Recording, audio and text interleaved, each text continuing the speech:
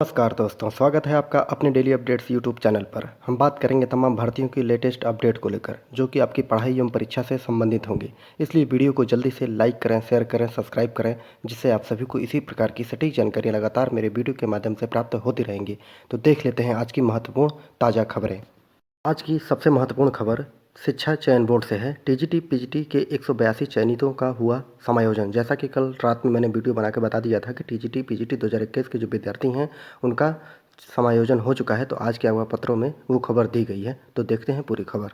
उत्तर प्रदेश माध्यमिक शिक्षा सेवा चयन बोर्ड ने प्रशिक्षित स्नातक अर्थात टीजीटी पीजीटी 2021 में चयनित 182 शिक्षकों को प्रदेश के विभिन्न सहायता प्राप्त माध्यमिक विद्यालयों में समायोजन कर दिया है। इसकी लिस्ट चयन बोर्ड की वेबसाइट पर जारी कर दी गई है। हालांकि अब भी 155 चयनित शिक्षकों को समायोजन का इंतजार है, अर्थात सभी विद्यार्थियों का समायोजन नहीं किया गया है। इसमें से 182 जो विद्यार्थी हैं उनका चयन बोर्ड ने समायोजन कर दिया है। और ये जो विद्यार्थी हैं जाकर चयन बोर्ड की वेबसाइट पर अपना नाम देख लें। अगर उनका नाम वहाँ पर उल्लिखित है, नाम लिखा हुआ है, तो उनका समायोजन हो चुका है। और जो बचे विद्यार्थी हैं उसके बारे में जो चयन बोर्ड क्या बोलता है, ये जैसे ही चयन बोर्ड कुछ बताता है कि उन विद्यार्थियों का 155 विद्यार्थी जो हैं उनका चयन बोर्ड कब समायोजन करेगा, उससे संबंधित कोई भी खबर निकल कर सामने आएगी तो आप लोगों को मैं डायरेक्ट बताऊँगा। अगली खबर है एसीएफ एवं आरएफओ मेंस 57% अभ्यर्थी ही शामिल हो पाए थे। जैसा कि कल मैंने बताया था कि इसका मेंस शुरू हो चुका है। तो 2021 की मुख्य परीक्षा 3 अप्रैल से शुरू हो गई है। पहले दिन ही मुख्य परीक्षा में अभ्यर्थियों की उपस्थिति 56.96% रही है। परीक्षा उत्तर प्रदेश के लोक सेवा परिषद में आयोजित की जा रही है। रविवार को ये परीक्षा 9:30 बजे से 11:30 बजे तक, सामान्य अध्ययन का प्रश्न पत्र प्रथम एवं दोपहर में 2:30 से 4:30 बजे तक सामान्य पत्र अध्ययन जो है उसका सेकंड पेपर लिया गया था। तो इसमें देख लीजिए कम विद्यार्थी उपस्थित हुए थे। अगली खबर, बेसिक शिक्षा परिषद ने मेरिटोरियस रिजर्व कैटेगरी के अभ्यर्थियों से मांगे हैं आवेदन, अर्थात भर्ती का फॉर्म न खुलने से परेशान विद्यार्थी और चयन बोर्ड पर किया प्रदर्शन। परिषदीय प्राथमिक स्कूलों में 68,500 सहायता प्राप्त अध्यापक भर्ती में चयनित मेरिटोरियस रिजर्व कैटेगरी के अभ्यर्थियों ने रविवार को शिक्षा निदेशालय में बेसिक शिक्षा परिषद कार्यालय के बाहर प्रदर्शन किया।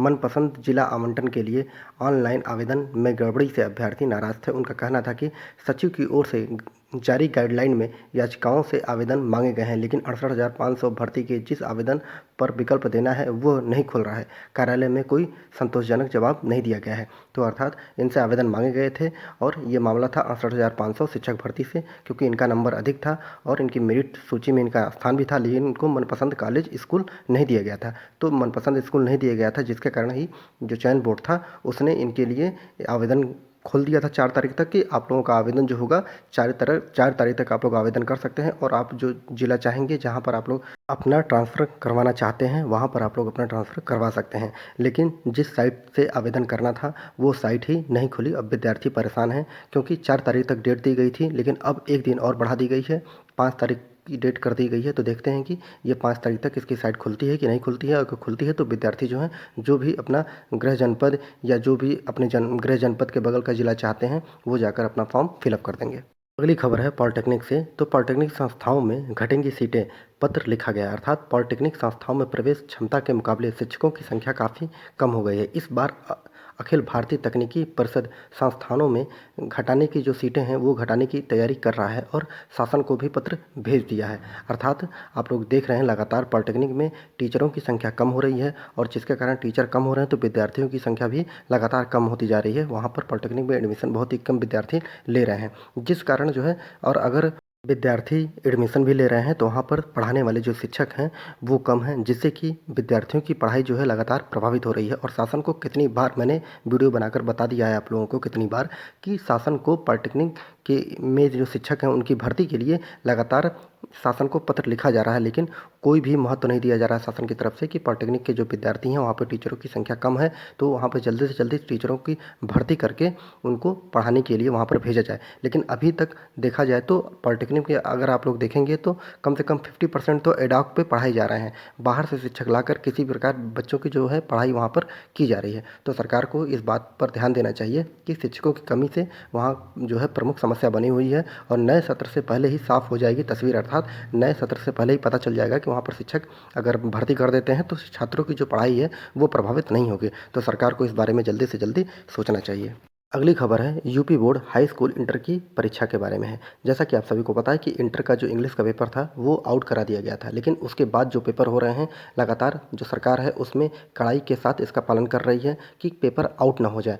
तो इसी के क्रम में सरकार ने एक कदम उठाया क्या कि अब जो हाई स्कूल में विज्ञान का पेपर था और इंटर में जो पेपर होने वाला था उसका पेपर ही उन्होंने चेंज करा दिया है, अर्थात पेपर लीक पहले से ही होने से पहले ही पेपर को चेंज करा दिया गया, ताकि अगर पेपर लीक हो भी चुका हो, लोगों के पास पेपर पहुंच भी गया हो, तो पेपर किसी काम लायक न रहा हो। तो अब सरकार ने बहुत ही अच्छा डिसीजन लिया है कि अब पेपर लीक होने से पहले ही विज्ञान का पेपर उन्होंने चेंज करा दिया, जिसके कारण अगर नकल माफियाओं के हाथ में पेपर लग भी गया होगा तो उसका कोई महत्व नहीं होगा। तो सरकार का बहुत ही अच्छा कदम था, पेपर लीक के बाद बदला गया प्रश्न पत्र। जैसा कि आप सबको पता है कि इंटर का जो इंग्लिश का पेपर था वो आउट करा दिया गया था, तो पेपर लीक का मास्टरमाइंड और सॉल्वर हुआ गिरफ्तार। यूपी बोर्ड परीक्षा में इंटर का अंग्रेजी पेपर लीक होने के 5वें दिन रविवार को पुलिस ने मास्टरमाइंड निर्भय नारायण सिंह को उसके गांव भीमपुरा थाना के शाहपुर टिटिया से गिरफ्तार कर लिया गया है। और जो पेपर लीक कराया गया था 25 से 30 हज़ार में बिका पेपर, पुलिस के अनुसार प्रश्न पत्र को निर्भय नारायण को उपलब्ध कराया गया और जिसे प्रत्येक छात्र को 25 से 30 हज़ार रुपये में बेचा गया है। तो आप लोग देख लीजिए कि ये महानुभाव गिरफ्तार हो चुके हैं। अब देखते हैं कि सरकार इनके खिलाफ क्या क्या कड़ी कार्रवाई करती है। और इन्हीं के ऊपर नहीं, ये तो एक छोटा सा प्यादा है, इसके ऊपर जितने भी अधिकारी कर्मचारी अगर शामिल नहीं होंगे तो ये पेपर लीक ही नहीं हो सकता था। तो इसमें जो अधिकारी कर्मचारी भी शामिल हैं उनके ऊपर भी कड़ा एक्शन सरकार को लेना चाहिए। अगली खबर है कि उत्तर प्रदेश में 6 लाख पदों पर भर्ती को जारी हो समयबद्ध कार्यक्रम, अर्थात उत्तर प्रदेश में 6 लाख पद खाली हैं, तो विद्यार्थी चाहते हैं कि सभी के पदों के लिए समयबद्ध कार्यक्रम जारी हो जाए कि पेपर कब होगा, विज्ञापन कब आएगा, इसकी नियुक्ति कब दी जाएगी, परीक्षा परिणाम कब तक आएगा। और प्रतियोगी छात्रों ने सीएम को पत्र लिखकर एवं ट्विटर कर मांगी है राहत।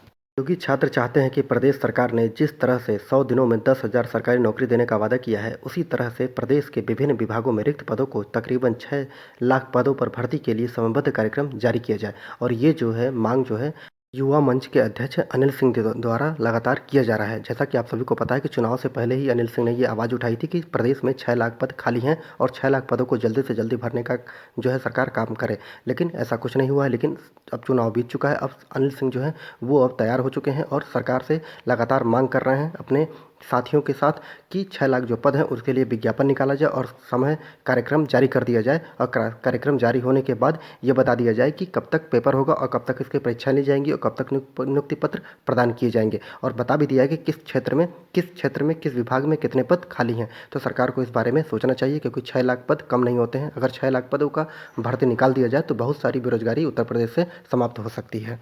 अगली खबर है यूपी टेट के बारे में है कि शिक्षक पात्रता परीक्षा 2021 का परिणाम इसी सप्ताह जारी हो सकता है। तो देख लेते हैं पूरी खबर।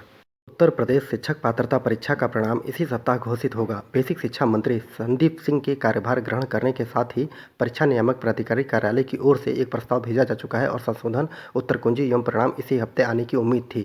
जैसा कि आप सभी को पता है कि 23 फरवरी को इसका जो रिवाइज आंसर की आना था और 25 फरवरी को रिजल्ट आना था, लेकिन अभी तक इसकी कोई उम्मीद दिखाई नहीं दे रही थी। लेकिन अब जैसे ही कैबिनेट की गठन हो चुका है और बेसिक शिक्षा मंत्री संदीप सिंह ने कार्यभार ग्रहण कर लिया है, तो अब शासन को पत्र लिखकर भेजा जा चुका है और जैसे ही शासन से आदेश आ जाता है आप लोगों का तुरंत रिजल्ट इसी हफ्ते आ सकता है। तो जैसे ही रिजल्ट आएगा मैं आप लोगों को सबसे पहले सूचित कर दूंगा।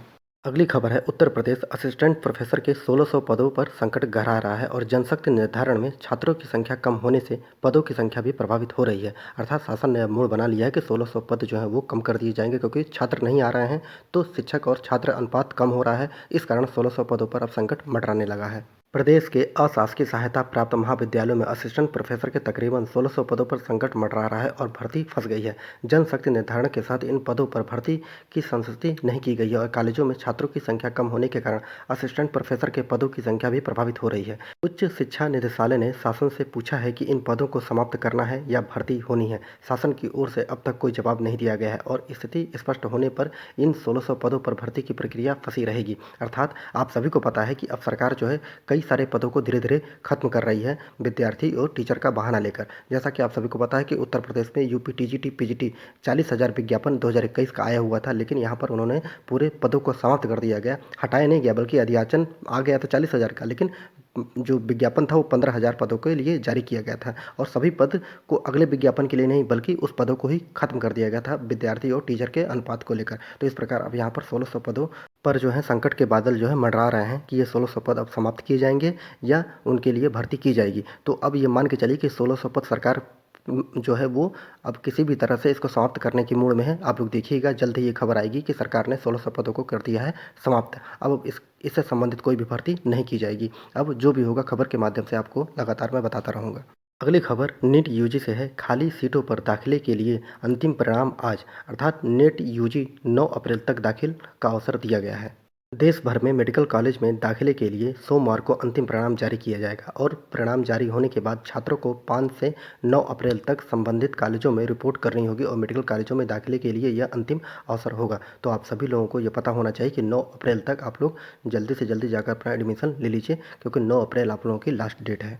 अगली खबर है कि उत्तर प्रदेश से बीएड करने वाले विद्यार्थियों के लिए है कि 18 से भरे जाएंगे बीएड प्रवेश परीक्षा के फॉर्म, अर्थात बीएड संयुक्त प्रवेश परीक्षा 2022 के ऑनलाइन आवेदन 18 अप्रैल से 20 अप्रैल तक भरे जाएंगे और जुलाई प्रथम सप्ताह में प्रवेश परीक्षा कराई जाएगी। रविवार को शासन ने विस्तृत कार्यक्रम महात्मा ज्योतिबा फूले रोहिलखंड विश्वविद्यालय के पास भेज दिया है और आप लोगों के जो फॉर्म होंगे वो 20 मई तक आप लोगों के फॉर्म फिलअप किए जाएंगे। तो जल्दी जल्दी फॉर्म फिलअप कर दीजिए और जो आप लोगों का फीस भी इस बार घटा दिया गया है।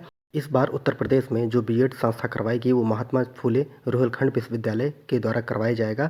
अभी कुछ दिन पहले मैंने बीएड के बारे में वीडियो बनाया था जिसमें जो था फॉर्म भरने की फिलअप डेट थी 15 अप्रैल, लेकिन इसको अब बढ़ाकर 18 अप्रैल कर दिया गया है। तो आप लोगों के पास अपडेट अच्छा खासा मिल चुका है।